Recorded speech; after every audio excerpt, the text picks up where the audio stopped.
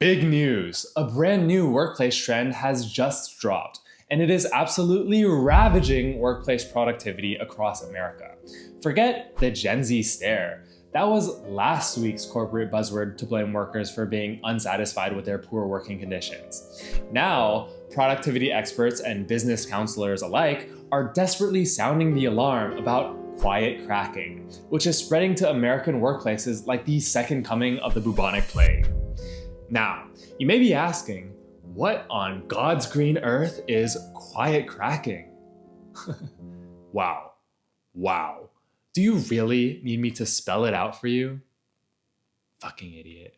Quiet cracking, according to this article by Forbes, represents persistent workplace unhappiness that gradually leads to decreased performance, diminished productivity, and resignation. Just like the process of cracking an egg, which of course is where you gradually put more and more pressure on the eggshell over a long period of time until it has no other choice but to break. So yeah, I guess nothing like cracking an egg. Believe it or not, there's a right way and a wrong way to crack an egg. Is it just me, or does this brand new trend of workplace unhappiness and decreased productivity sound eerily familiar? Oh yeah, that's because it's literally the exact same thing as burnout. It's almost like workers have been experiencing the same exact things since the beginning of time. Maybe, just maybe, it's the messed up system that is chronically underpaying us and working us to the bone while expecting us to put in 110% that is making us all feel unfulfilled, burnt out, and just plain exhausted.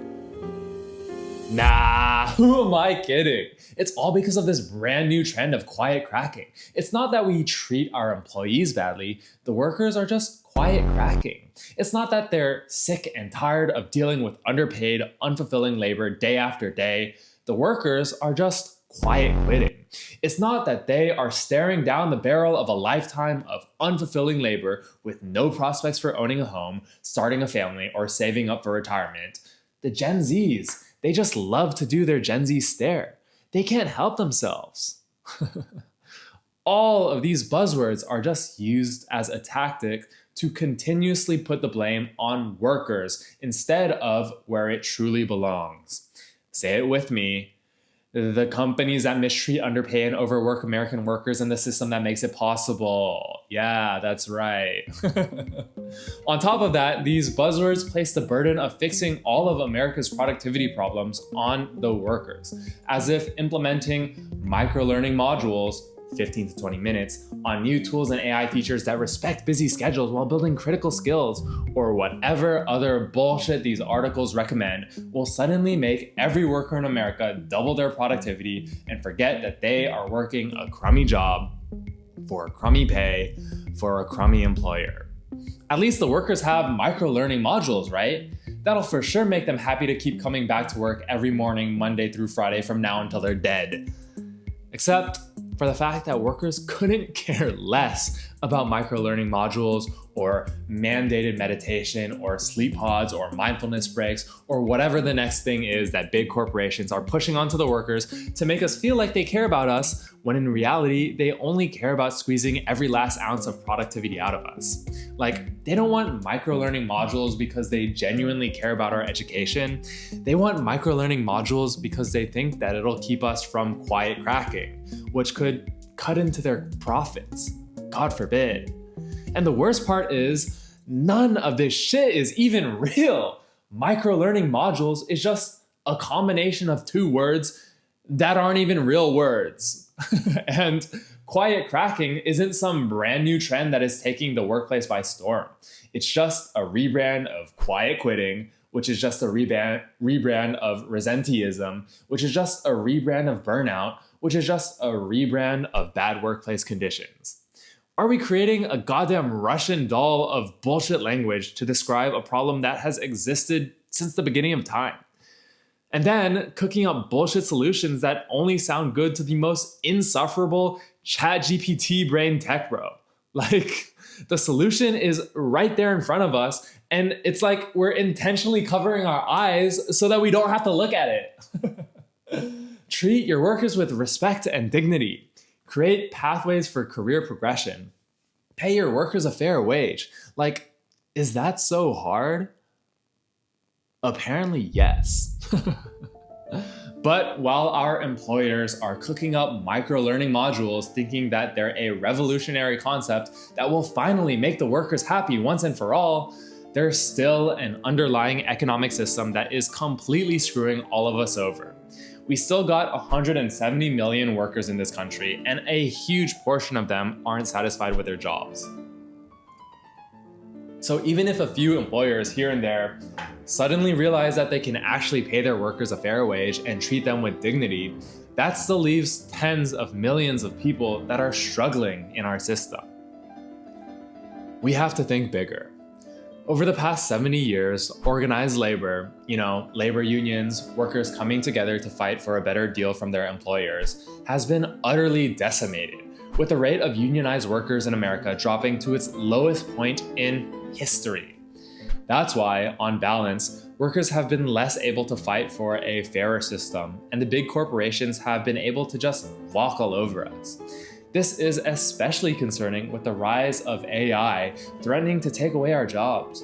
And it's not difficult to imagine a future, where instead of this increased productivity benefiting Americans as a whole, all of the profits go to the tech CEOs who will then turn around and lay off all of the employees that made their success possible.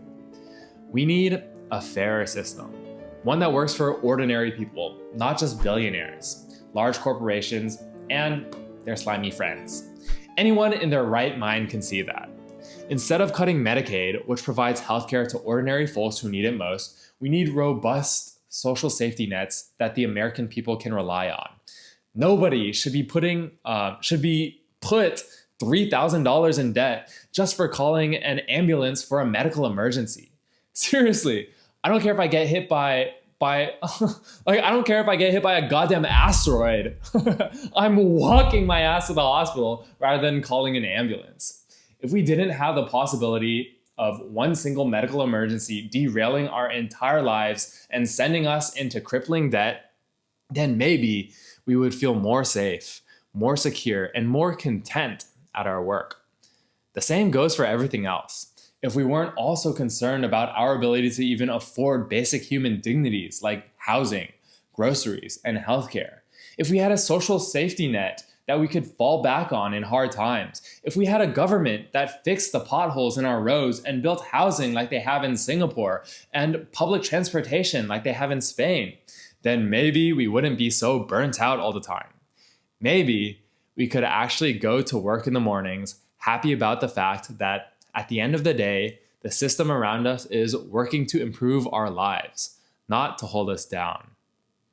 Nah, who am I kidding? Let's just keep giving tax breaks to the billionaires while ordinary Americans struggle to get by.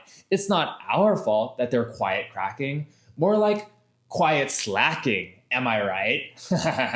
Polly, that's a good one. Write that down. Quiet slacking. We already gave them their microlearning modules. There's nothing more we can do about it. What's that? What's that? May them poor? Pay them more? Oh, make them poor. Yeah, that's a good one. That's a good one. Polly, write that down. Make the workers poor. Oh my God. Anyways, thank you so much for watching this video. If you enjoyed it, make sure that you like and subscribe for more microlearning modules just like this. I haven't called my mom in a while, so I'm probably gonna go and do that, and I'll see you next time. Bye-bye.